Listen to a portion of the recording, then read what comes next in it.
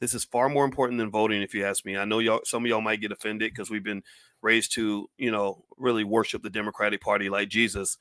But if you look at something that really impacts your life, wealth will make the difference. And so, if I was to really get behind something, it wouldn't be behind something like let's get everybody to the polls. I think that that's important for America for sure, but I don't know how important that is for your life. What I would get behind is something that says let's get everybody to the stock market. Let's get every black person in this country.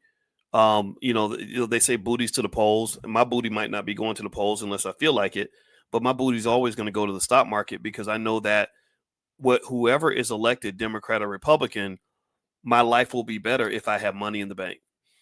My life will be better if I'm an investor. My life will be better if I make a plan and financially prepare. Give me a yes if you can at least understand what I'm saying. If you can at least hear me. I know people get mad when I talk like this, but it takes usually 5 or 10 years for them to finally kind of come around. To be honest with you, and it was really hard back in like 2006, 2007 because everybody was caught up in the whole if we just vote for the right person thing that our lives will get better. And I just hadn't seen evidence of that. I mean, remember you're talking to somebody who used to be all up in the whole Democrat Republican stuff. When I was in grad school, I used to write articles where I would attack Republicans all day, and I was very Democrat and all that. And then I was like, wait, these people don't give a damn about me. Like my community's falling apart and they're not doing anything. They're pimping us. Wait, what the hell is it? It pieces together slowly but surely. And then you're like, wait, you know what? If I just take care of me and mine and make sure that my children have what they need, we're probably going to be okay no matter who's in office.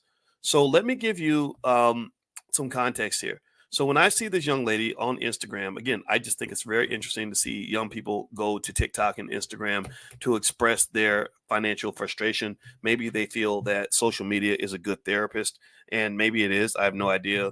I'm not 25 years old anymore, but I feel bad because I'm sitting here thinking if somebody had just invested for you since you were a kid, you would not have any of these problems because money grows in ways that you would not believe. Einstein said that compound interest is one of the strongest forces in the universe because he was astonished by the mathematics behind how much money grows if you simply have a habit of consistently investing in things like the stock market. So let me give you an example. And now here's what happens when I say this. Sometimes I have people that'll come back and say, you're being uppity. Nobody has extra money to invest. That's not possible. Blah, blah, blah, blah. And I come back and I say, okay, well, let me ask you this. You tell me black people can't afford to invest. Well, can black people afford to go to McDonald's? Yes or no? You say black people can't afford to invest, but give me a yes or no. Can black people afford chicken? Can we afford to go to Popeye's chicken or whatever? Yes or no? You tell me black people can't afford to invest, but give me a yes or no. Can black people afford Air Jordans? Yes or no? You tell me black people can't afford to invest, but can black people afford to go to the club? Right? You tell me black people can't afford to invest, but tell me, can black people afford to send their kids to football camp? Yes or no?